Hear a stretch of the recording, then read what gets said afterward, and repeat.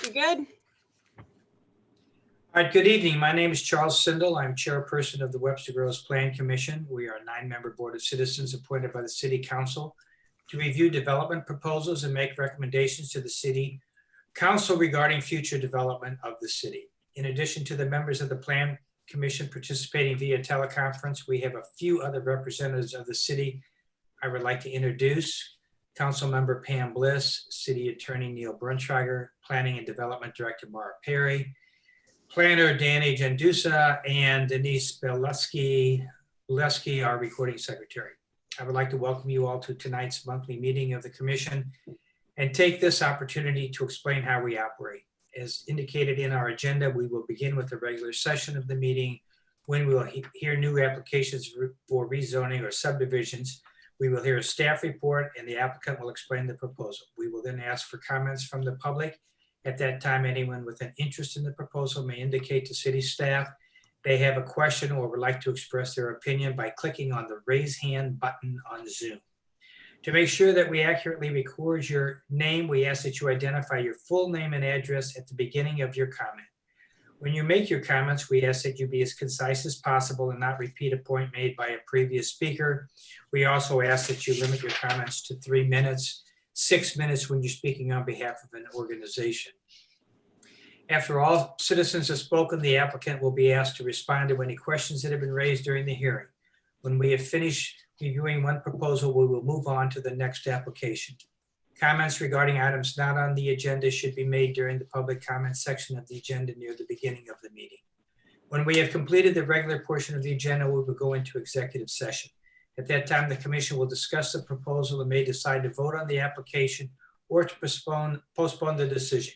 You are welcome to remain and listen to the discussion, but there will be no further opportunity for public comment at that time. Our recommendations are sent to the City Council. In most cases, the City Council will conduct a similar hearing and must enact an ordinance before the proposal is finally approved. If the Plan Commission takes a vote tonight, the City Council will likely take up this issue at the first meeting next month. If you want information regarding our vote or the progress of the application, you may contact staff at City Hall.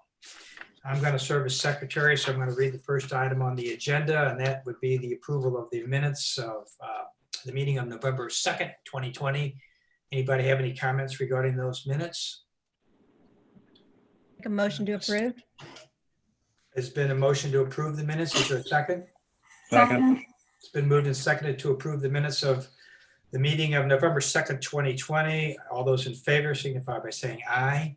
Aye. Aye. Is there anyone opposed? All right, the next item on the agenda is public comment. That's an opportunity to make comments on matters not on the agenda tonight. Is there anybody here? I see 4 attendees, is that right? 3 attendees and Denise is on there to take minutes. So 3 attendees. So we have no public comment. Public hearing, 20 PC 06 zoning code text amendments, 2-family residential. Proposed amendments include clarifications to the use and dimensional regulations regarding single-family attached dwellings and 2-family dwellings in the A4 7,500 foot residential district in sections 53.070 and 53.100. and amended definitions related to those uses in section 53.020. And who's going to present this? I'm going to go ahead and present this evening. All righty, go for it.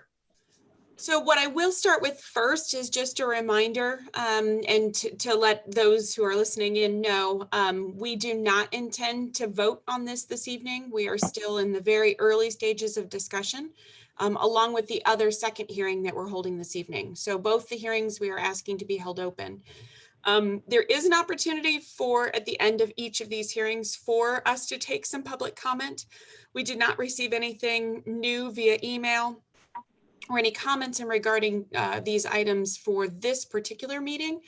I think we're still so early in the process that even taking comments necessarily, there aren't any red line proposals or changes at this time. We're going to be moving through this with trying to narrow down what are the important points that we need to be looking at and what we need to do in terms of the code amendments. But just as a reminder, we have an opportunity in a couple different ways because this is through Zoom instead of being a meeting at City Hall.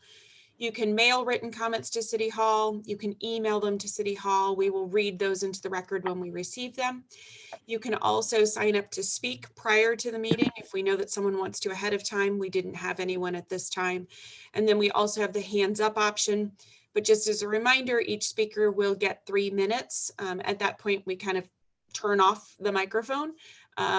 In many cases, many people might feel that it would be important to turn their minutes ahead of time in the written format because then there's more time for that to be heard. So I'm going to start with the first hearing.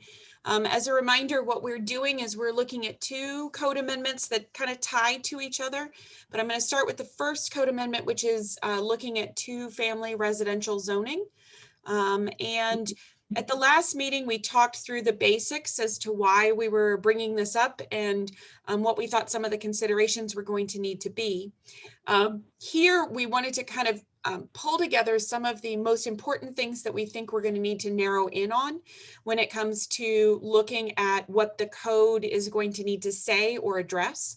And some of these items were based on conversations that we had at the last meeting.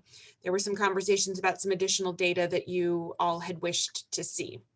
So a couple things that we're going to go through briefly are the discussion about having a minimum lot size in regards to this potential for having a 2-family residential within the A4 zoning district, whether there needs to be a minimum width to the lots, what potentially the floor area ratio would need to be. And this one will tie very closely to the second public hearing because we are potentially looking at making changes to floor area ratio in the second hearing that might tie back to this particular consideration.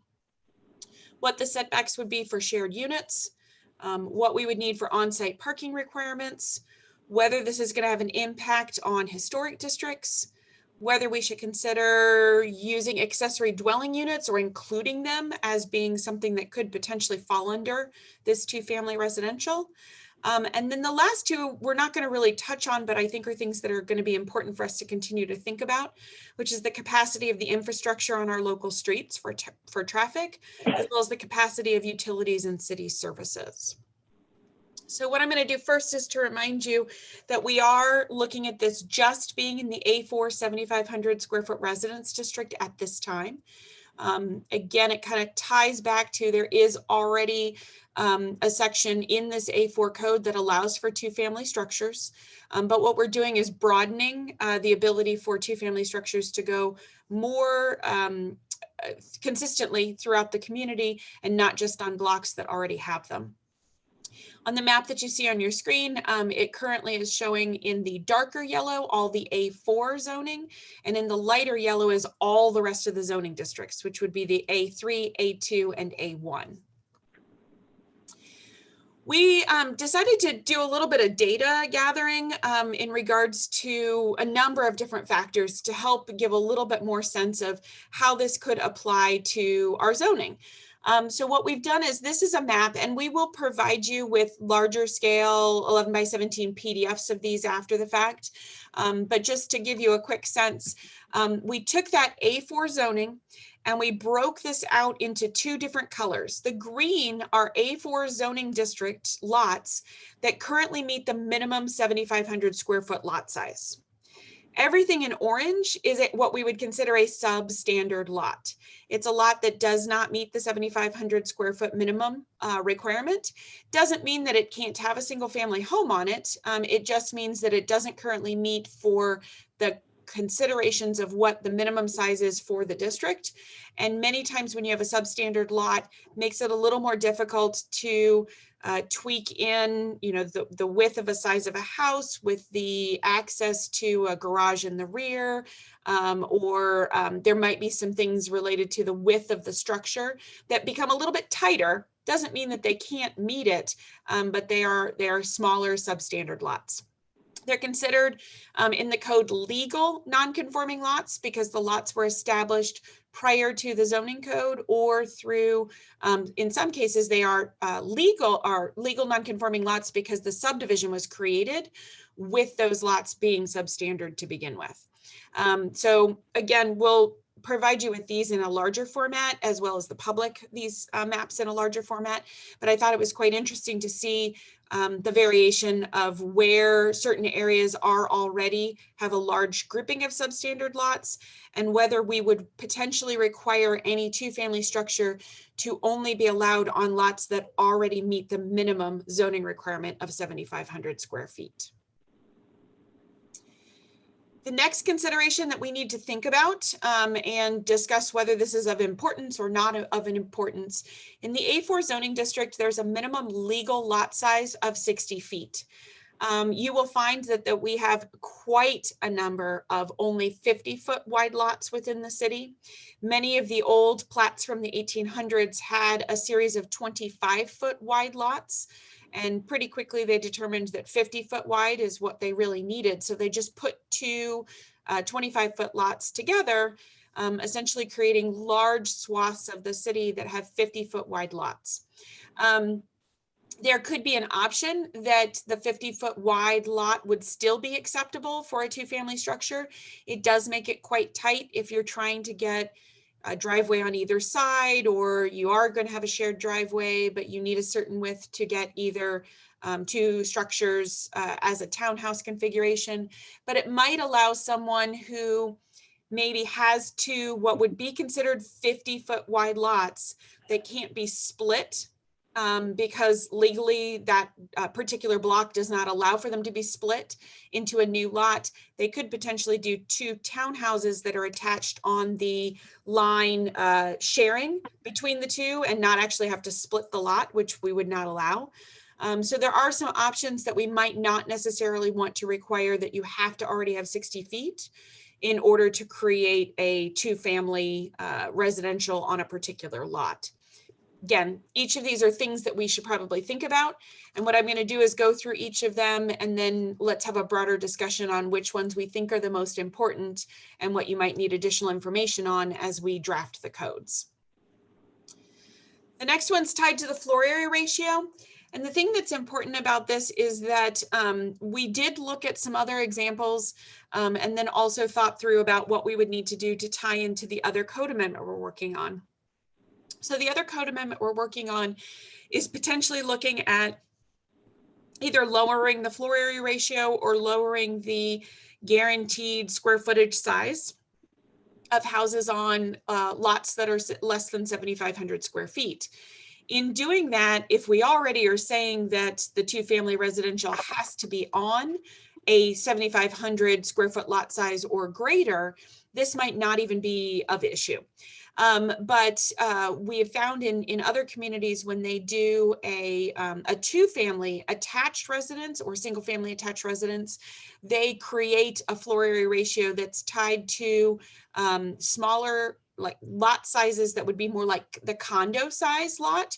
So for example, in Clayton, in their attached district, they have a minimum lot size of only 5,000 square feet. So they use 2,500 square feet for each of their units. So you could have a 5,000 square foot lot with a two-family structure, and then each of those units has to have at least the minimum 2,500 square feet. So there could be some thoughts related to using a half of the 7,500 square foot lot as the minimum. And that if you meet a certain lot size that's greater, let's say you had a 10,000 square foot lot and you were creating two townhouses next to each other, that maybe you would have a slightly lower floor area ratio. Again, I think this is going to be important to look at in concert with the other code amendment that we're working on, but it will be something that we will need to address and create some code language to address the floor area ratio. Setbacks are going to be important when it comes to the different configurations that are allowed. If someone wants to do something where it is an attached structure on a single lot, we want to understand that there is the ability to have a party wall connecting units that might be condos, or just could be simply a structure that has two family units in it, and one is rented out, or both are rented out, or someone lives in one and rents the other one. We also want to think carefully about whether there might be able to be a zero, I mean, it essentially creates a zero lot line between two lots in order for them to be attached to one another. So there's a couple things we need to think about that. And it really, again, continues to tie back to what we're going to allow in terms of minimum lot size, and then what we would make sure we would need in terms of setbacks. But if they were allowed to have two 50-foot wide lots that are next to each other, and they wanted to do some sort of townhouse configuration, tying those two together, that might be something that we need to address in addition to figuring out the general setbacks for party walls. Mara, Yes. this is Jeff. This may be a stupid question, but if two dwellings are going to share a lot line, do the lots have to be owned by the same owner? I would say no, they do not have to be owned by the same owner. They could be owned by two separate owners. It would depend on how it was legally established. It might be that the two lots are owned by separate owners, or they're originally owned by the same owner, and then they are sold off separately as two separate, say, townhouses.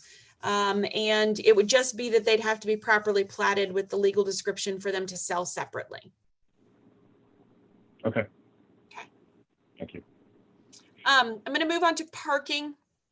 We already had made some amendments with your help last year in regards to the parking codes. The City Council has passed your parking amendments, and so the parking code has been updated as of the last council meeting.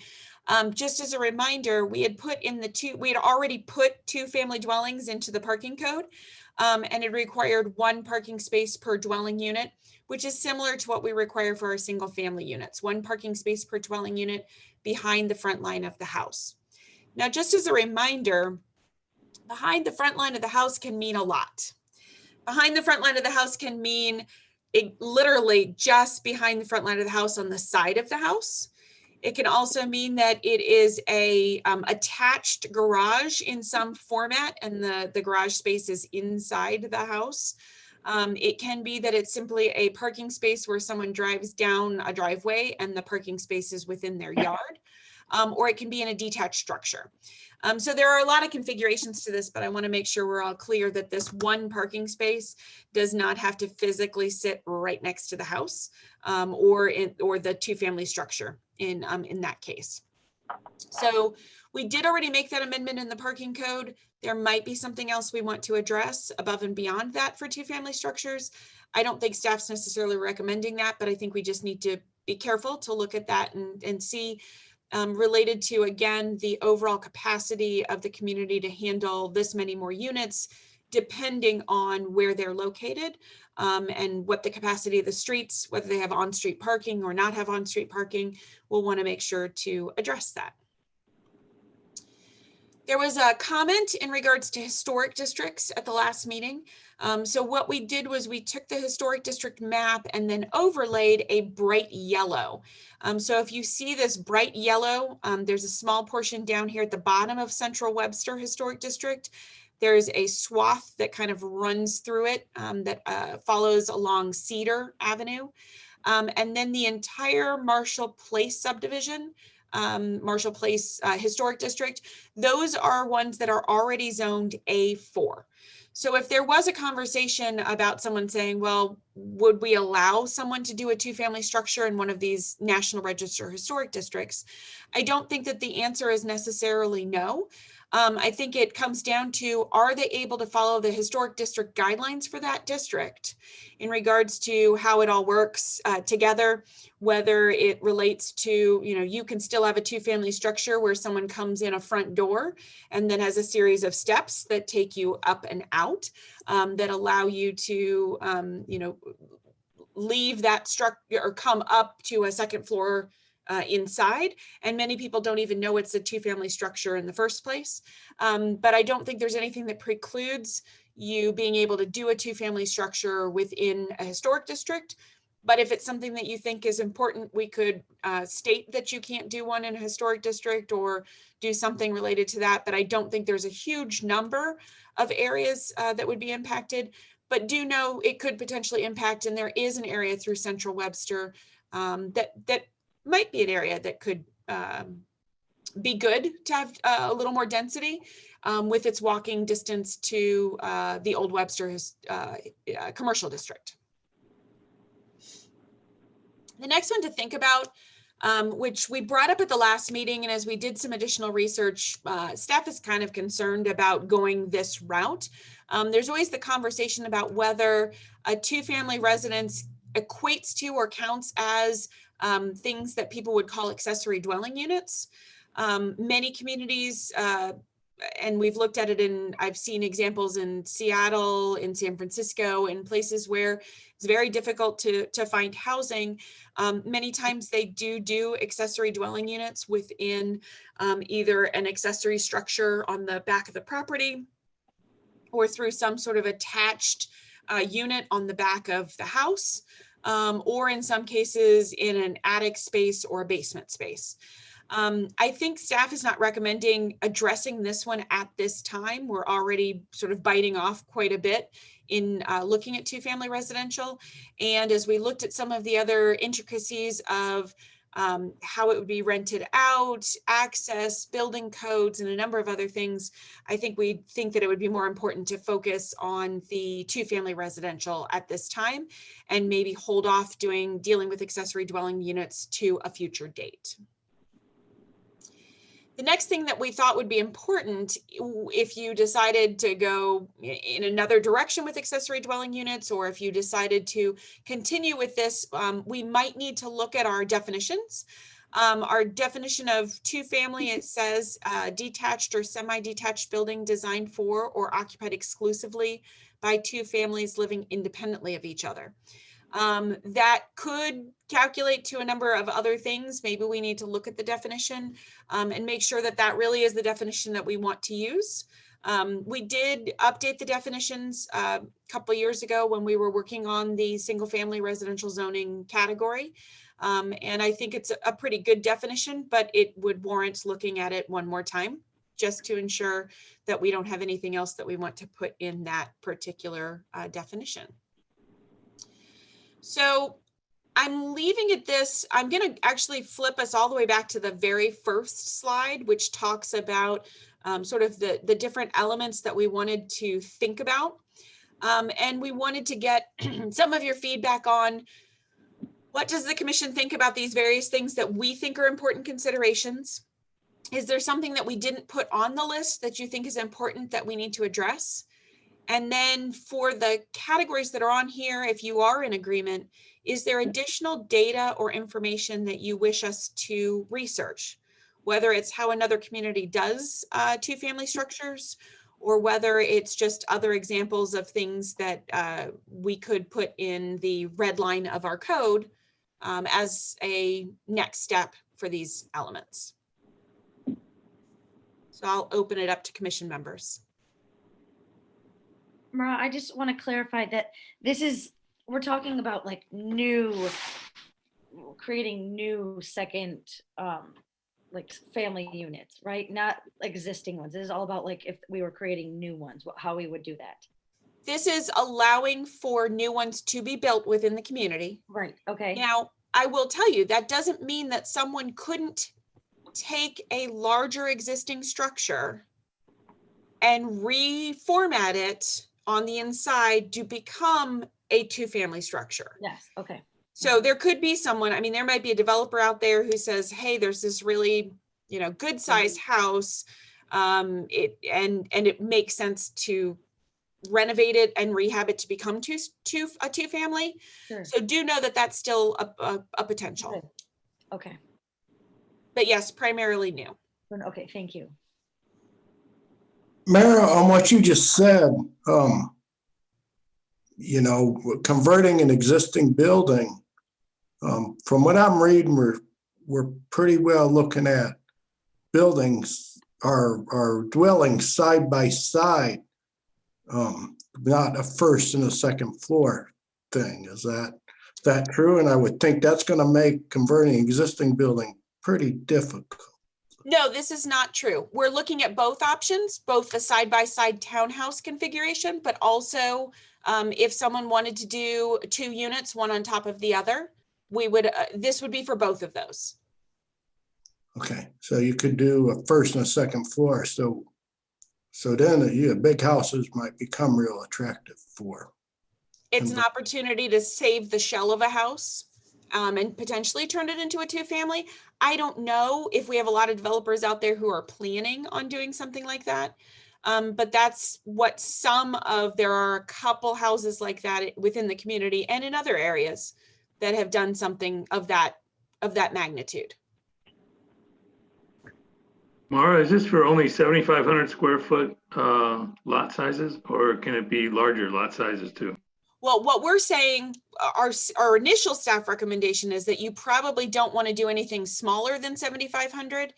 This zoning category has a minimum 7,500 square foot lot size. But I think the conversation with the city, with all of you, with the Plan Commission, is having the conversation of what do you want the minimum lot size to be? And would you allow it to, in this case, we're only saying you can do it in the A4.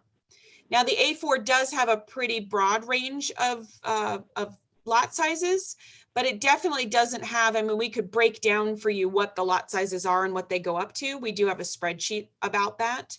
But what we're probably recommending, which again, sort of looks at this map, this is just for the A4.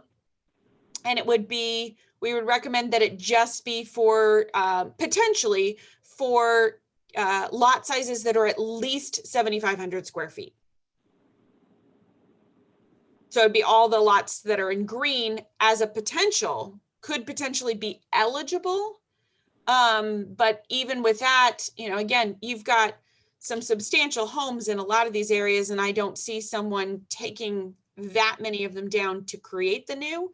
But if you are going to take one down and create new, the opportunity to create 2, either townhouse or a one above the other 2-family structure would be an opportunity that could be looked at instead of just doing a single family.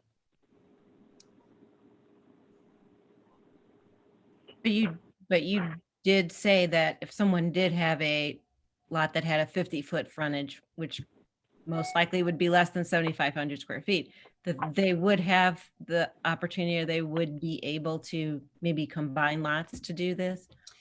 Actually, I was more thinking along the lines of, we have a number of people who have a double wide lot that is not eligible to be split. So there are people that currently have 100 feet wide that already do meet the 7,500 square foot, but probably don't meet the category to be able to make it's not a 15,000 square foot lot, but there could be the configuration where you could do a townhouse there, but right now they can't split it off. So they have a piece of land that they can't split for a new house. But if they tear down the one that's there, it's just going to build an even bigger house. So there is that potential. That doesn't necessarily mean that it's less than 7,500 square feet. But again, we could run some numbers on that and see what that might be.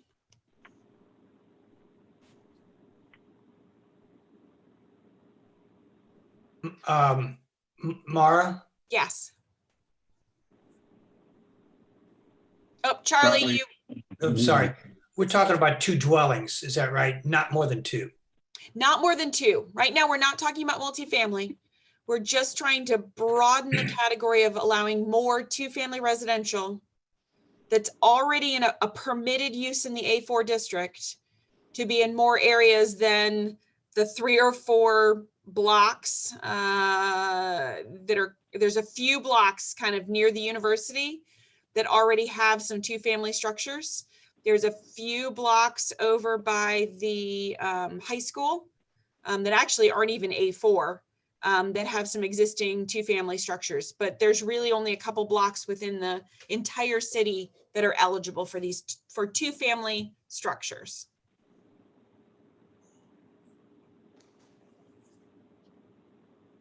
Mara, do these two-family structures include like in-law suites? So no, Okay. at this point, that would typically be considered an accessory dwelling unit. Okay, So no, we're not recommending that, but if you all determine that you'd like to do something like that, but accessory dwelling units are not allowed to be rented out at any point in time. Right now, they can only be part of the living unit in our code as part of the overall occupancy permit for the family that lives on the single family residential. Now, that's not to say someone could decide to build a two-family structure and have their in-laws living downstairs and they could live upstairs, or Right. their in-laws living in one townhouse and they live in the other townhouse. So I'm not saying, but that's not what I would consider an in-law suite or an Okay. in-law unit. okay, That's very different. okay, I'm glad I asked, okay. And Mara, I guess the answer is no, but would both living units have to be of equal or similar size? Or could you have, if you're doing somebody upstairs, could be substantially smaller, and do we care? I don't think we care because in some ways, the nice thing is if you do have a smaller unit, it is continuing to promote the diversity of the housing sizes and types that are available within the community. But I think we do still want to talk about, are you going to have a minimum lot size per unit? So there's still going to be a minimum lot size to have 2 units on it. And usually you have to have a certain minimum lot size. Like if you have a 7,500 square foot lot, that means each of your units technically has 3,750 square feet of that lot. But do we care? I mean, if we're doing two buildings side by side or two dwellings side by side, I see obviously how that, the lot size matters. But if you're doing something upstairs or downstairs, does that matter as much? And maybe that's just a question for the group, but. I think it's going to be a question for the group. The thing is, even if you do upstairs, downstairs, you're still going to need to have a floor area ratio and a minimum lot size to it at some point. And right now we're already, battling issues with the substandard lots having a house that's too large on it. So if we're encouraging someone to have 2-family structure on a substandard minimum size lot, we're probably continuing to perpetuate the issue that we're addressing in the second code amendment that's on tonight. So that's why we're not recommending 2-family structures on the substandard lots. In addition, the substandard lots might be more difficult to also meet the parking requirements because you do still want to have parking for both the units.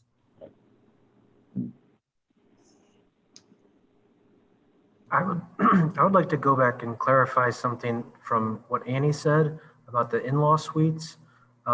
Would it be accurate that we technically already do allow in-law suites for like a mother or aging parent that could live in an accessory, create like a pool house type structure? We do. So that's what I told her in the very beginning, is that we do have those, but they're part of the occupancy of the entire space. Right. And then they can't, even if they currently have a family member living in it, if that family member is no longer with them, they can't then rent it out. Right. They can't rent it for an Airbnb, and they can't rent it out to just some other person necessarily. They have to be part of that occupancy permit. Now it still means you could have a your niece or nephew, doesn't have to be an in-law, but a niece or nephew could be using that space while they're going to college, but whoever it is, it's someone who's going to be on that occupancy permit. And our zoning does say you can have up to 3 unrelated on your occupancy permit. So there are still ways that you can have various people sharing what's on a single family residential, but it's not going to be the same. Those are accessory dwelling units, is I think what Annie was talking about.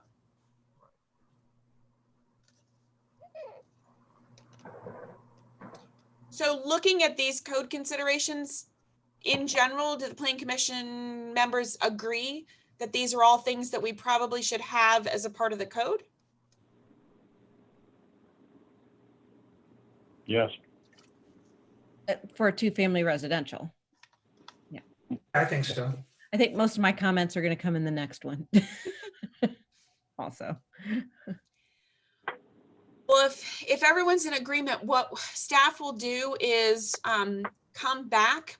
And so just as a reminder, the way that we did this with both the parking code and the home occupations code, we came back with, here's a couple options for each of these. So a couple options for your minimum lot size.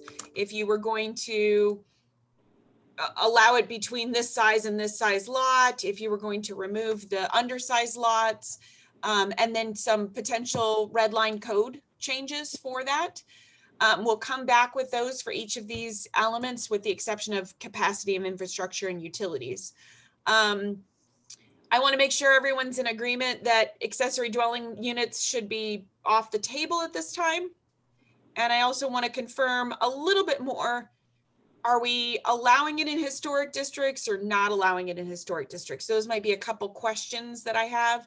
And again, I don't think I need that answer right now. But I think right now we're going to go along the direction of, for historic districts, it needs to meet the design regulations for that historic district. And for accessory dwelling units, we're going with, we're not going to address them at this time. We're going to focus on everything else. That sounds really good. That sounds good. Because it looks to me that the location of that, wherever, where you showed the yellow next to the commercial districts, I mean, it looks like they're located in a good spot. They're not in the middle of a neighborhood. They're adjacent to commercial, which it is appropriate, I guess, in my mind. So. Okay. I have a question about the accessory dwelling units. Yep. And just, I realize the reason that we don't want to address them now is because it's a lot to bite off, and this is more low-hanging fruit to address what we're currently addressing and then revisit the dwelling units later. But I just want to make sure that maybe, Pam, it's something that you can confirm. Is that really meeting the needs and the intention of what City Council was wanting to look at and the feedback that they're getting from the community? Yeah, I think this, like I said, I think this is, well, and Mara has pretty much put it forth this way, that this is one of the first and easiest things for us to address. And I think it also just helps get the mindset going in the community that this is something we want to do, and that, by doing something simple like this,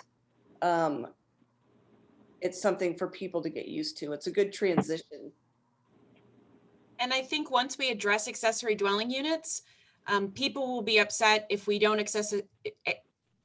address it in all 4 zoning districts. Because if we're just saying it can be in the 2-family residential, those are the smaller size lots. Those are the tighter lots. Those are going to be potentially more problematic, depending on, how much stormwater we're going to need to address, because then you're looking at larger accessory structures, and you're going to get a lot of people asking for variances, because in order to get a large enough accessory structure for someone to live in it, for even just the basics, you're taking up most of a backyard. So this is not necessarily the one we want to address, but I would agree that that could be definitely a next step to potentially look at. But this one's going to be one that's going to take a little bit for people to understand and swallow, the understanding that it's now kind of citywide. Yeah. Yeah. I hope it doesn't get lost. So I just hope that that's something that we are able to revisit. And I would like to see them separate for all the reasons that you said. I mean, it has come up. We've talked about it in meetings. It has come up, the phrase. So I don't think it will drop off. And do know I have regular training that I go to national conferences, and whenever there is a session on accessory dwelling units, I've been attending to help better understand the needs and what that means. And so far, most communities that have adopted the use of accessory dwelling units are usually ones that are very short on housing. Again, like San Francisco, Seattle, places where the cost of living is so high. So it might be not necessarily the most important one, but is still one that we should address. And I think you're allowing what I would consider most of a request are being for parents or for relatives. So, I mean, you're able to address those needs currently before we go out into something else, because you're right, it becomes an enforcement nightmare. Not because, I mean, you can have occupancy permits, but somebody's still got to go out and your neighbor's still going to call and say, they're having people in, so yeah, that's a whole different animal. Yeah. Yeah. Okay. Okay, thank you. So Charlie, if there's nothing else from the commission members, we can go down. Technically, we are at a point in the hearing where, again, we haven't made any particular recommendations, but if there is someone who wanted to speak, I wrote here, we're keeping the hearing open and we'll take public comment later. But if someone really wants to speak this evening, we can allow 3 minutes. And I'm going to let Danny, I don't have the screen up to see the other participants.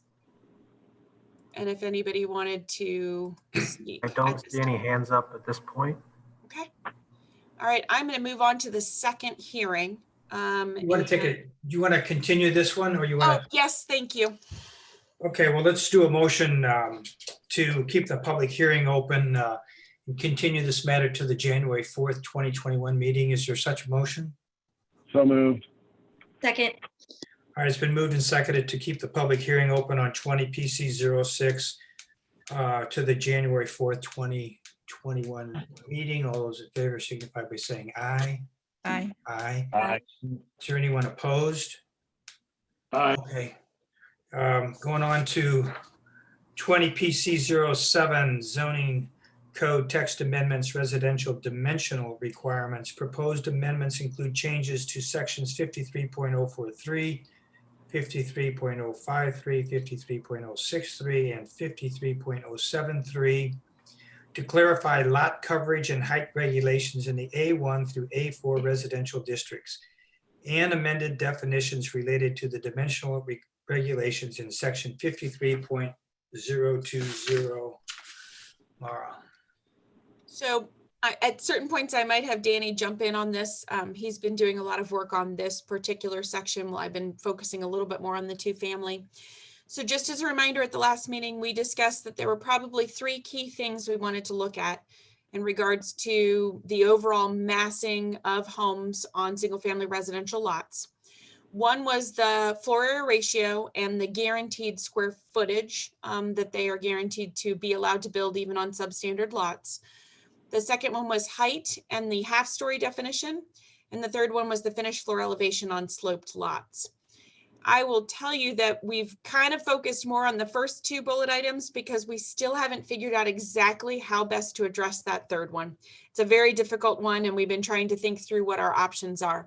So we're going to go through and just give you some more information in regards to floor area ratio, square footage of houses, and then a little bit about height.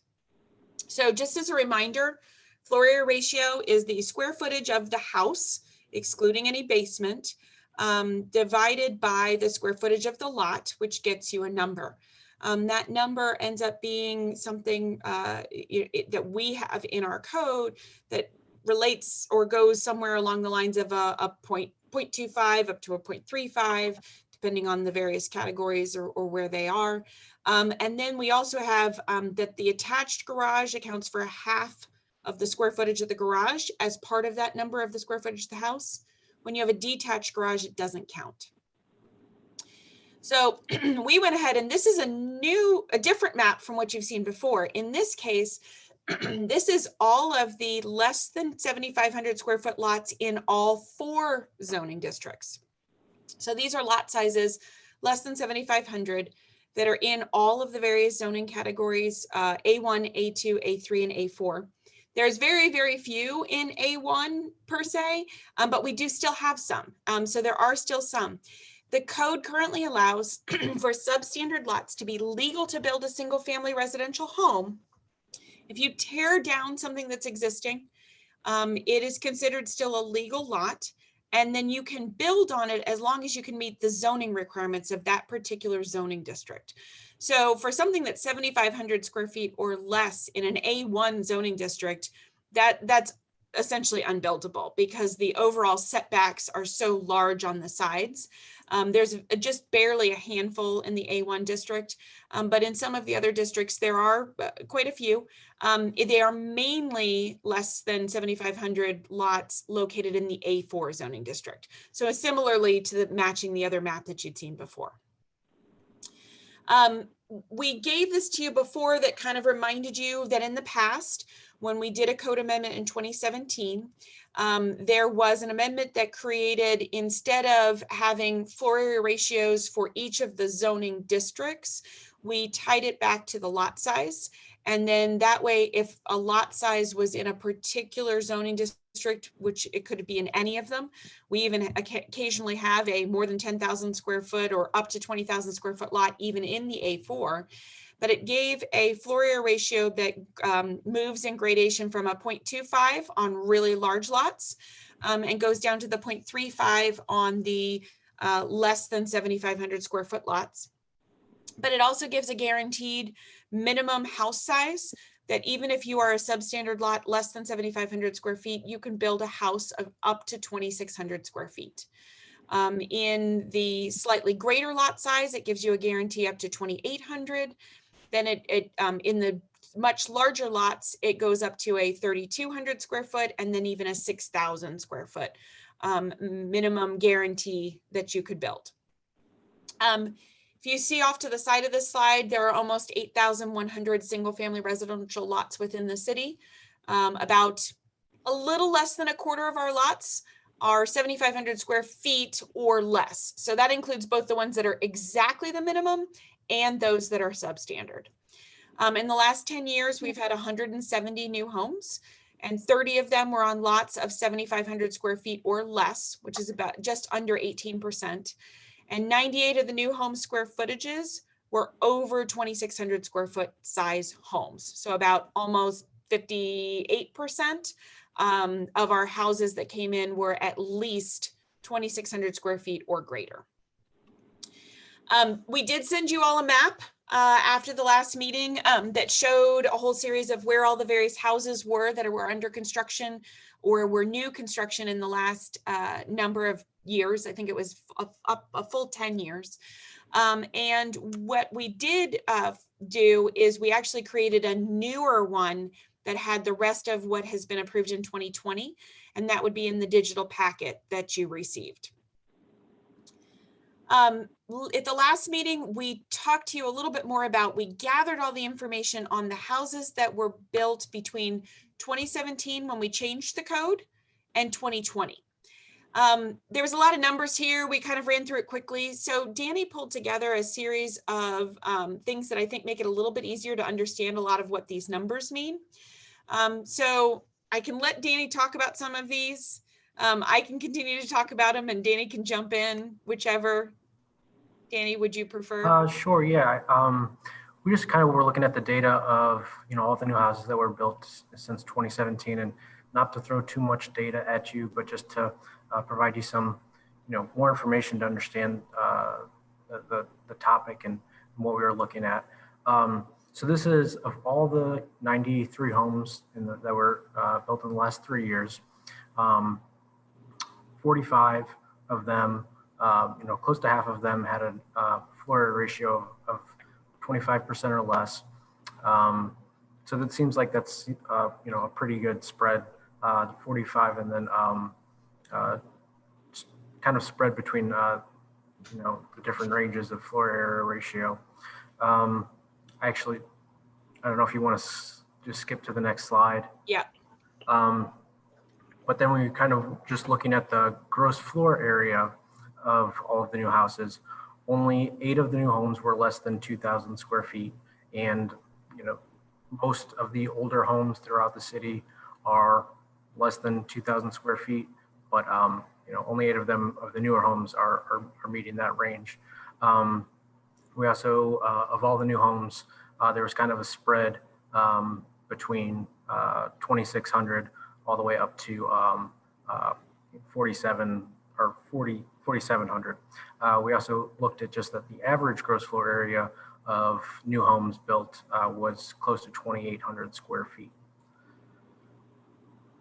But then when we look particularly at the smaller size lots where, you know, some of the issues have been coming up with resident concerns and neighbors' concerns, looking at just the lots that are less than or equal to 7,500 square feet, almost, you know, the vast majority of them are in between that 2,500 to 2,600 square foot range that, you know, we set as the guarantee in 2017.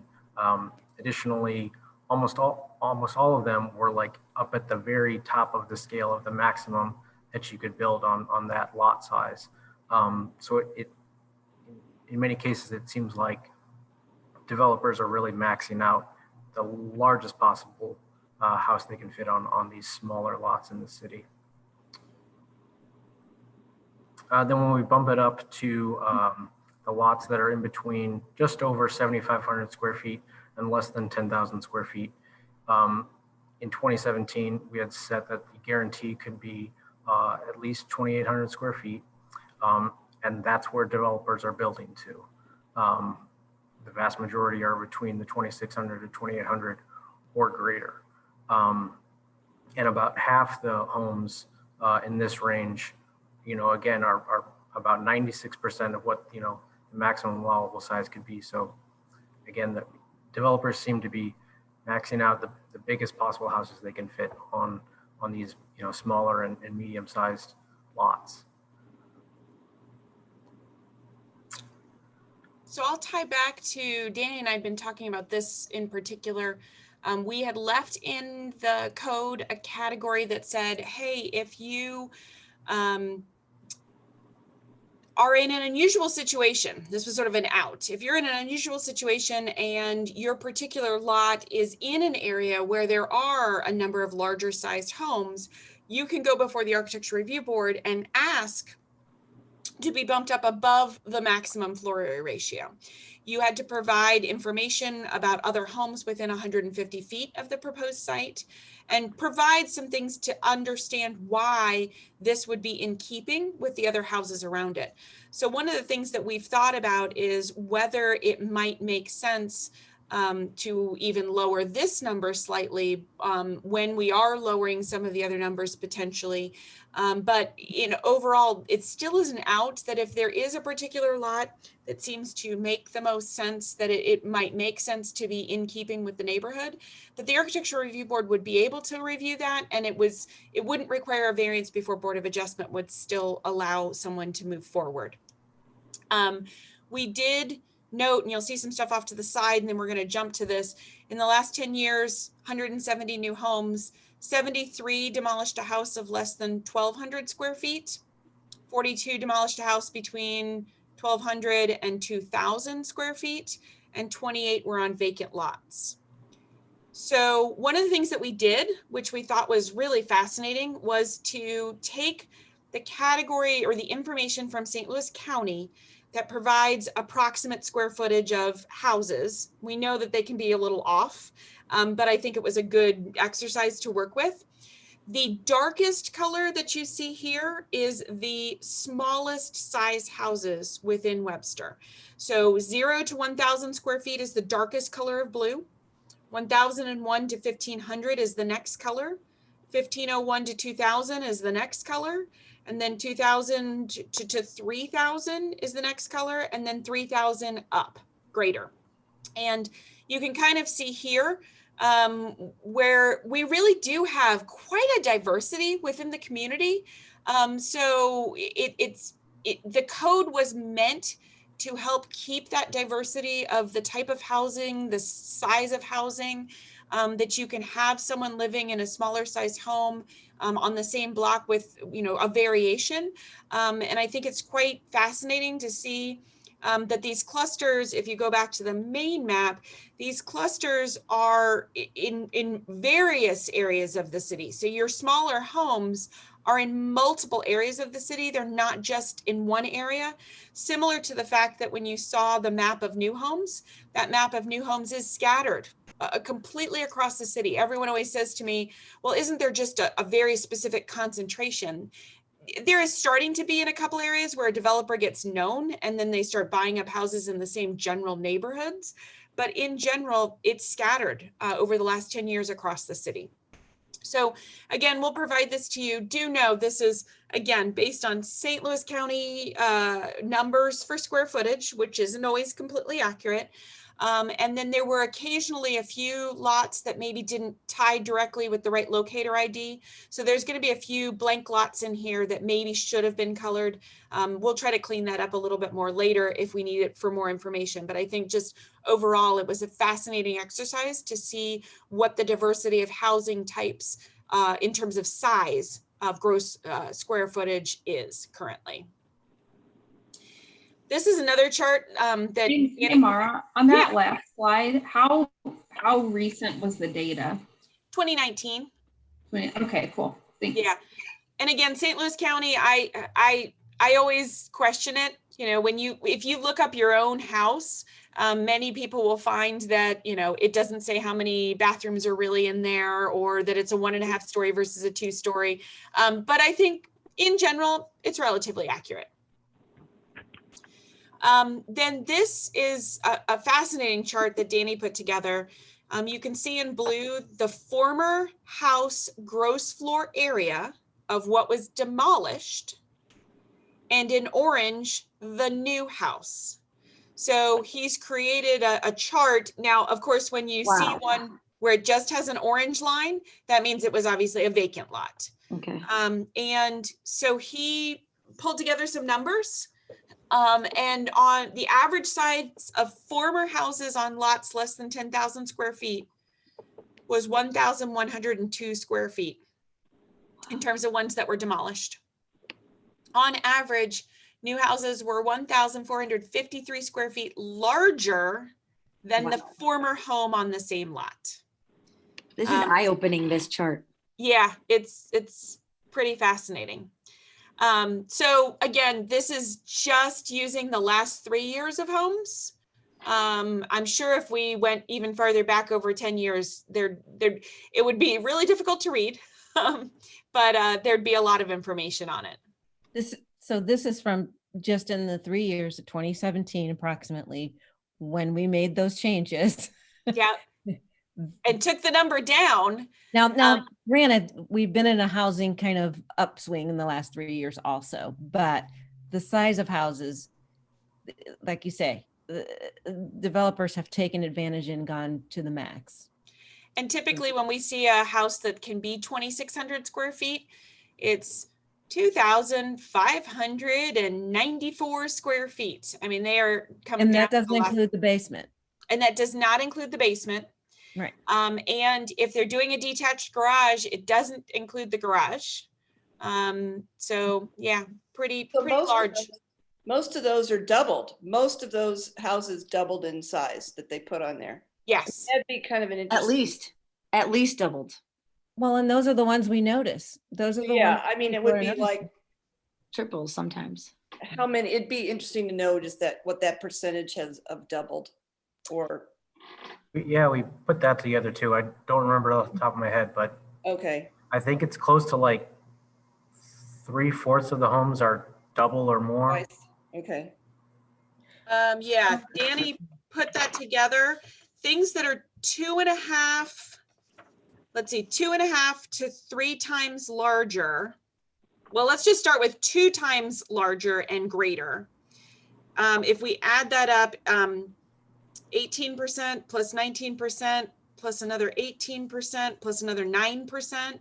I mean, really, let's go back to, if they were 1 to 2 times larger, you're looking at only 10, 20, less than 30%, or right at 30%.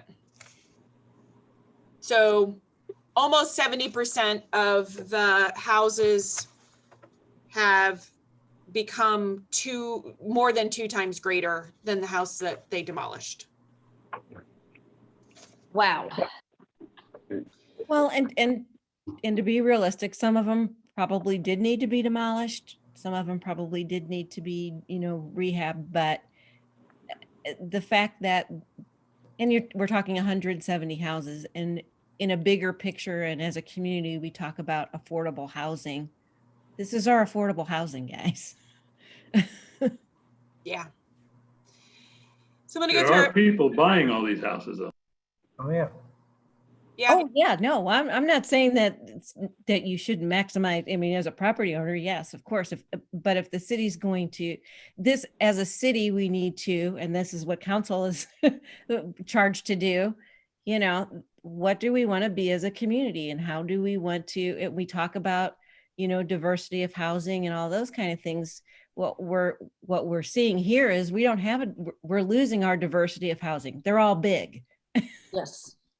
Agree 100%. I'm going to go through a few more numbers, and then we probably need to just discuss, direction that you'd like us to take, because we were trying to provide you some information on what some of our concerns are. Now, this next piece is related to one of those concerns that came up in 2016, 2017. There's always the conversation that once we put the minimum size down, what that does is it has an impact on someone who's in an existing house. So there was a large conversation of, okay, if you're an existing house and you say, well, I want to stay in this house, what kind of a size addition can you build on your house before you can no longer build on that lot? And during a lot of the leaner years where new houses weren't being built and people were wanting to stay within the community, their kids were in school, they wanted to stay in the school district, there were quite a few people doing additions on their houses. So what we did do, and this is probably more numbers than we need, it's one of those where we might come back later with a chart, because Danny's pulled together some great charts that made it really easy to understand. But we wanted to let you know in the last 3 years, there have been 171 additions. Danny pulled like every red ARB file and pulled these numbers out for you. There were 60 involved houses located on lots less than 10,000 square feet. Of those 60, only 9 of them would have been impacted if we had originally reduced the square footage down to the 2,400 and the 2,600, which were the numbers we initially went to council with, that were not the ones that were approved. 3 of the 9 did receive approval from ARB to exceed the floor area ratio maximums anyway. So there is still, again, that opportunity that you can use this process through the Architecture Review Board to show that it is consistent with the neighborhood. And 12 of the total 171 additions would have been impacted if the side guarantees had been reduced. So again, it's something to think about. But at a certain point, we ask the question, a lot of times when people come in with very large additions, the ARB is not allowed to debate if it's already in the zoning code that you can build that big. And many times they want to ask that question, why are we approving an addition this big on this size of a lot, or an addition this big on that really is not in keeping with the overall square footage of what's already in the community. So that's a question that we want to address. And we could provide additional numbers or pull some other things, but I think it's important to realize it does have an impact. I mean, we're talking a lot about new homes, but we're also talking about what people can build as an addition on their existing home. But at a certain point, when you've outgrown your house, a lot of people say, well, the idea is that you can age in place. And that is important. And there are elements of, are there places in our community where someone who is now an empty nester and doesn't need that house can move, whereas someone in a smaller house can move up to that house. So the idea that there's that I don't want to call it a circle of life, but similar, that you can start out in a smaller house and continue to maybe move within this community itself. And right now we're losing some of those opportunities for that to happen. Again, we don't want to do too much to impact what people in the community who are already here can do, but there is a certain point where it becomes too large, even like it does with a new construction. One other set of numbers there are 5,560 residential lots in the A4 zoning district. Approximately 492, so less than 500 of them, could not add a 400 square foot addition to their home under today's floor area ratio regulations, the 600 square foot max and the 2,800 square foot. If the size guarantees went down to 2,400 and 2,600, and again, that's just an example, we're not necessarily recommending that one, approximately another 192 lots would not be able to do a 400 square foot addition on their house. Now, again, that doesn't mean that someone couldn't renovate their attic or renovate their basement or do a little bump out that would allow them to open up their kitchen and living space to be an open concept. So there's lots of those things that could still happen. It's just that you couldn't do a 400 square foot addition, which is a pretty good size addition on your house. Mara, I'm yep. wondering if we could, if maybe you could put something, or staff can put something together where we could see, well, this is a 2,600 square foot home. If it was 2,400 square foot, this is what it would look like on that piece of property, to get some kind of a concept of how much difference this would make. Probably what we would need to do is look for a couple houses that might be of that square footage. It's going to be a little difficult. It's not exactly the same. We don't really have the kind of computer programming to do something like that, but let me see what we could do and what our options might be. Okay, thanks. I'll also say to you, we had a concern about height. I think there's going to be some difficulties because if you say that you can't build a 2.5 story house in the community, which is what we already have in the area. There are people that already have a 2.5 or almost 3-story house from some of the original houses that were built. You're then saying that someone can't build that when their neighbor probably already has it. So that is an issue that we need to address or kind of think about. But I think if overall the massing of the floor area ratio or the square footage potentially goes down a little bit, it might start to impact the overall height that we're addressing or looking at. I will tell you that in the code, when they looked at it in 2017, we had recommended as staff that the half story be calculated as 50% of the square footage of the floor below.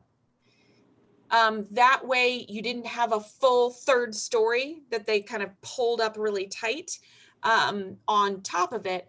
And what ended up being approved was that you could have 75% of the floor below. So the half story became more of a 3/4 story. And what has happened with that is we're getting more and more where people are putting that full 75% on the front of the house or on the back of the house and building the addition out in such a way that it really is still creating the overall massing of a 3-story house. So trying to think about that is probably going to come back to the definitions and the overall floor area ratio and square footage, and not necessarily changing what the height requirement is. The height requirement of 2.5 stories works just fine. It also allows someone that already has an existing older or historic 3-story to renovate what's in their upper story, as long as they don't try to pop out dormers and things off the sides of the house. Even then, they probably can in some cases, depending on what the square footage of the floor up there is. So we didn't have all that much more to talk to you about in regards to height. And then we were debating this preservation of grade. We really couldn't figure out what our best options were for this. One of the things that we talked about was, okay, well, if your average of the house on one side and the house on the other side creates a floor, finished floor that's going to be, 6 feet above the house next door, does that now say that you can only build a 1.5 story house to try to bring the massing down? Are we going to get lots of variances because of that? I'm not sure legally what we might have to deal with in regards to that. So I think we want to continue to kind of research what our options would be for this. I think if we address the overall massing of the size of a house on a substandard lot, we might be able to address some of the concerns that neighbors are having when you see a house that, you know, was built at the absolute maximum. If I remember correctly, and Danny might be able to tell me if I'm right on this, I think that this one that's here was exactly at 20. Yeah, it was like 2598. 2598, And I right think at the 2,600 square feet. Yeah, and I think And it's like a 6,000 square foot lot. yep, and then the overall upper story, that's not usable space, that's just an attic. So you've got this attic space up here, and then the square footage of the 2 floors, and then a full basement below, but none of that square footage counted. But a lot of that basement is exposed to the neighbor next door. So that might be something that we want to, you know, think about in terms of how we would address it, but we didn't really have anything more to share with that at this time. And that kind of ends us with, again, keeping the public hearing open, continuing to figure out. I know Charlie had already suggested maybe something to show the difference between a 2,400, 2,600. I think staff would like to recommend that there is something that maybe there isn't a guaranteed. Maybe there isn't a guaranteed number. What would it mean if we put a floor area ratio on all of the lots and saw what you could do on smaller lots? And if a 6,000 square foot lot can only have a 2,000 square foot house on it, maybe that's what we need to recommend.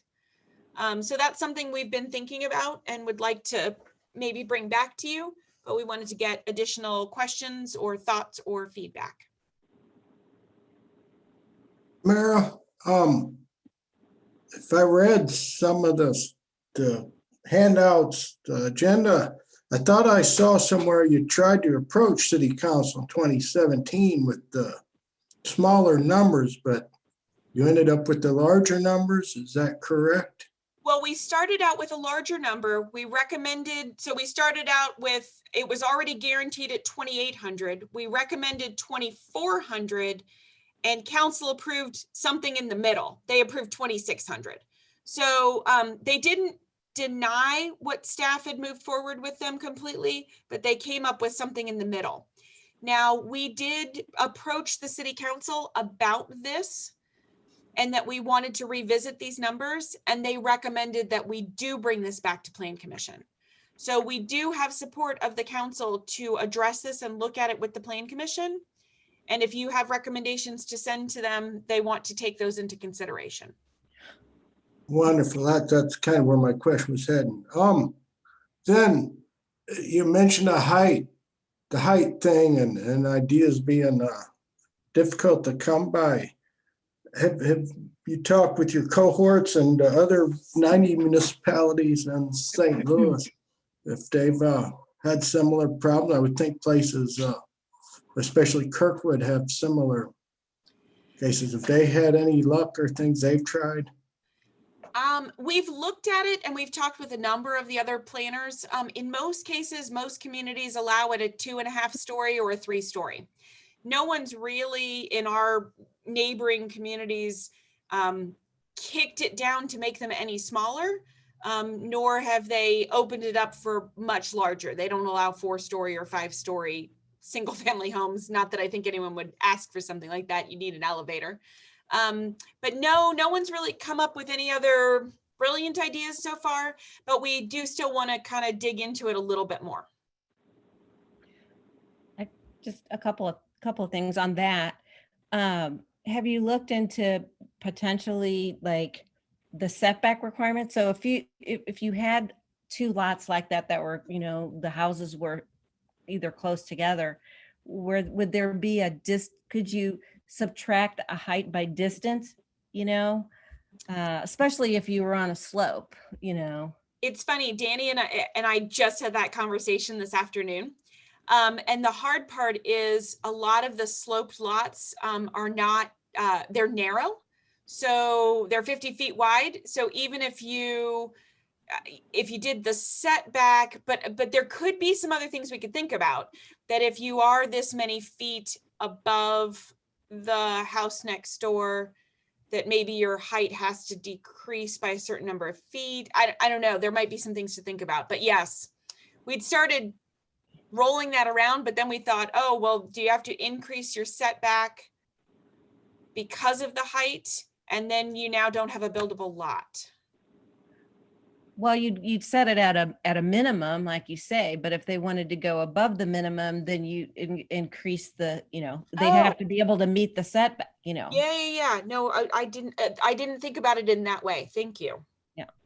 And my other sort of clarification, since I was on council in 2017, was the reasoning behind the negotiated in between the two was we did have a good discussion with a number of architects and builders in the community, and they made a very valid point of why the 2600 was much more amenable then. But I do think in the 3 years you have the data, now you have to go back to council and say, you were right the first time.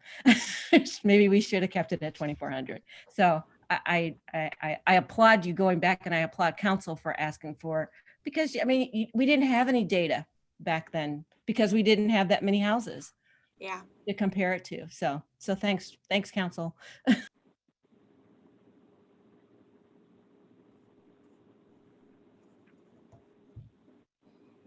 Anyone else have things that you'd like Danny or I to start gathering for you to help you make some decisions? Mara, was this one that you, if I recall correctly, were you going to ask some opinions from the Architectural Review Board? We did. We haven't gotten anything back yet, but we really didn't have anything to share with them yet.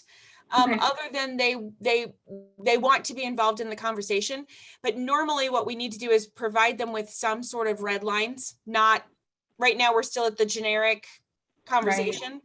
Right. But I think, I mean, in particular, I will tell you, I've already had, staff is way more involved in the ARB lately because of the fact that we're on Zoom. So every project that comes in, lately, I've had to actually be talking with applicants and talking with the architects and talking with the ARB in order to try to facilitate getting things pre-approved to make it move smoother. And I know I've had very particular conversations with a couple ARB members about a couple projects that are before them in the last few months, where they said, I really wish we could talk about the size. So definitely, I have already put a bug in their ear that I would like them to provide us with some feedback, but I didn't have anything to give them yet. Sure. Yeah, that would be hard to just get them very open-ended. What size would you like? What do you think? Okay, thank you.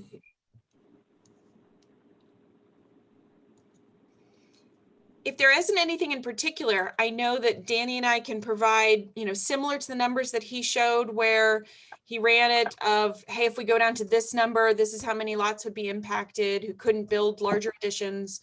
We could probably show what that size addition might mean on a house. There's probably a few other things we could do to look at. We could take some samples and show you what those additions look like that we have going before the ARB as a sample of, oh, here's a house and this is the size addition that's going on to it. Or ones that have been recently done where you could go physically drive by and see it. But if there isn't anything else, we'll just keep kicking along to that next step to try to provide you with something we don't want this to get, to drag this out for months and months, but at the same time, we want to make sure you have enough data to feel comfortable with the decisions that you're moving forward with. We have anybody from the public on this one? We do, and it looks like we have, I'm going to move someone over to talk. Just as a reminder, when we put you over, you do have 3 minutes to speak, and we'll move you over right now. Hi, can you hear me? Yes. Hi, my name's Jamie Hassemeyer. I am on the Sustainability Commission.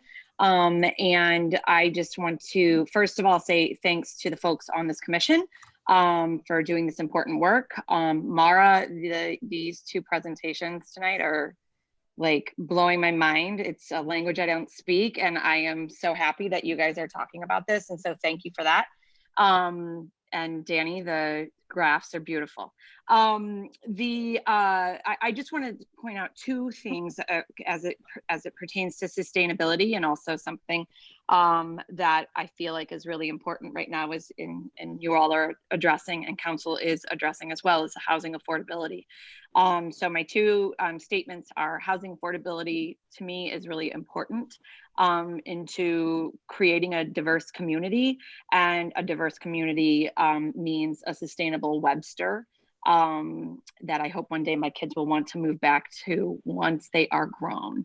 The other note I would like to share is for the lot area ratio pertaining to that. It's a concern to me specifically from a sustainability standpoint because of stormwater management and these storm events that are becoming more intense and more frequent. They're no longer the 100-year rainfalls anymore. It's a safety risk to property, and it's also, as we all know, very detrimental to the safety of our drinking water. So that is my comment, and I appreciate all the work you're doing. Thank you.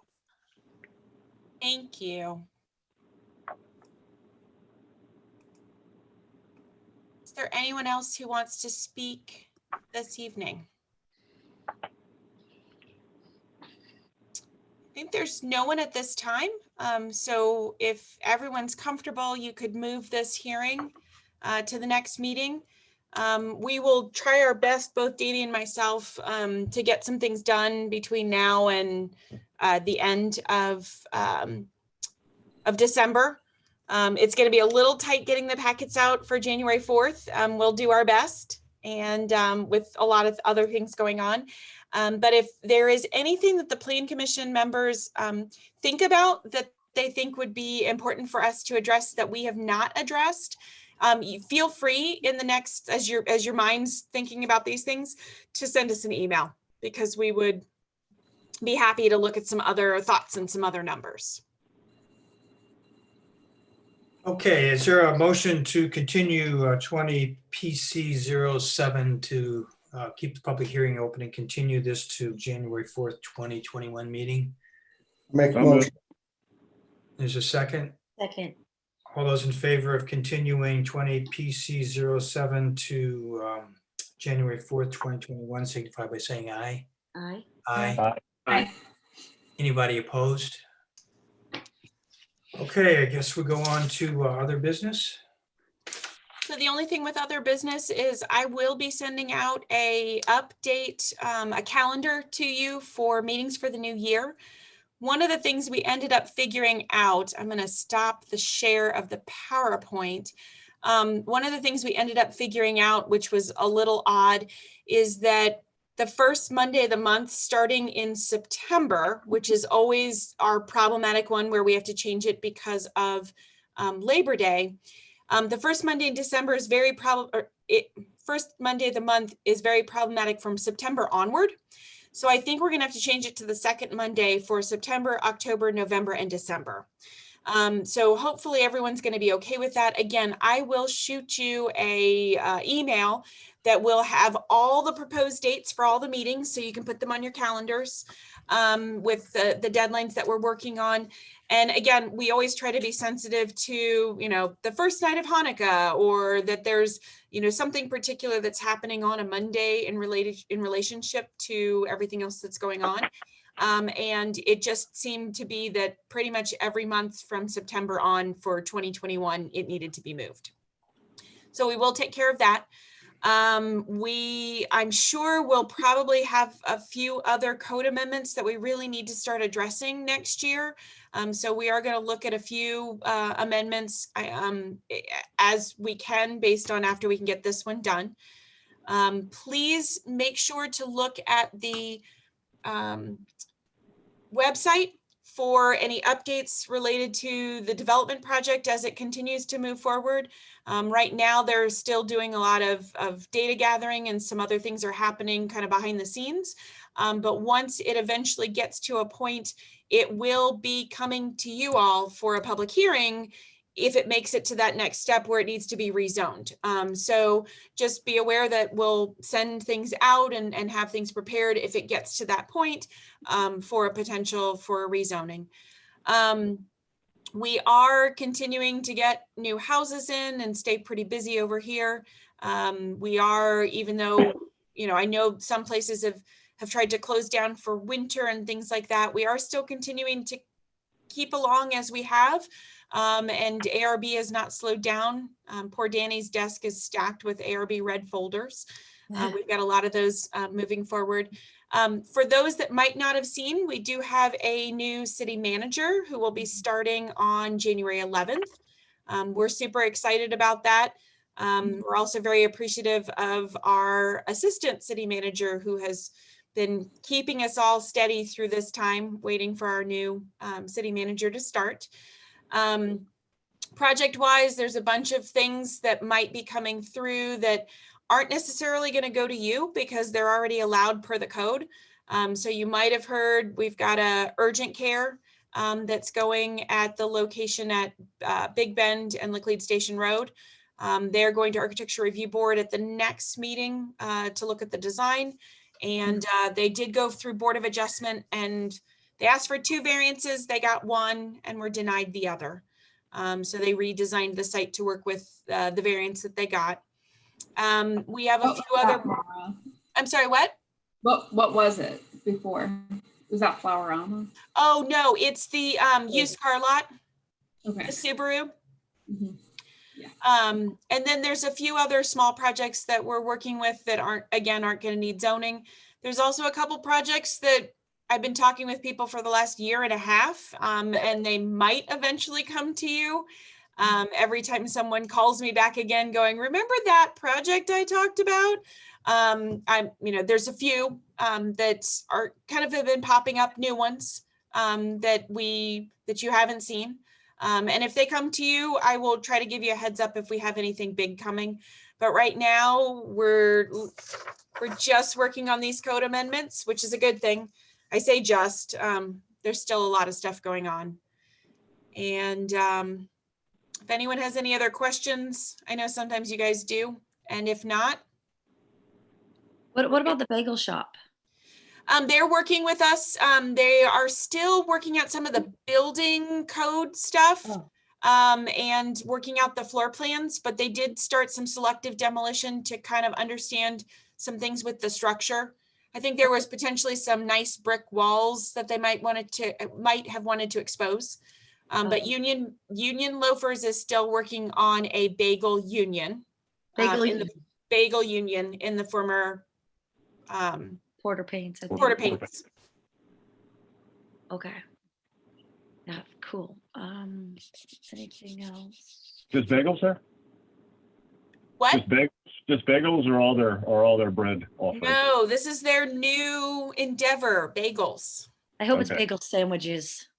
Well, bagels, and then I think they will have like bagels with cream cheese and bagel sandwiches and I hope those so. kinds of, yeah. Love bagel sandwiches. Anybody else got any questions? The motion to adjourn? Yes, everybody, Deanie, Mara, thank you so much. Yes. And everyone, thank you, and have a really nice holiday. Yep. Happy holidays. Motion to adjourn. Good night. Seconded. Yep. No All in second. favor? Good night. Okay. Bye. Merry Christmas, everybody. Yes. Sorry we missed the Merry holiday party this year. No holiday party. Oh, well, next Happy year. holidays. Next- See you all next year. See you Better be a next better year. year. Yes, seriously. Yes. Everybody take care. Thank you. Bye-bye. All right. Bye, everyone. Bye.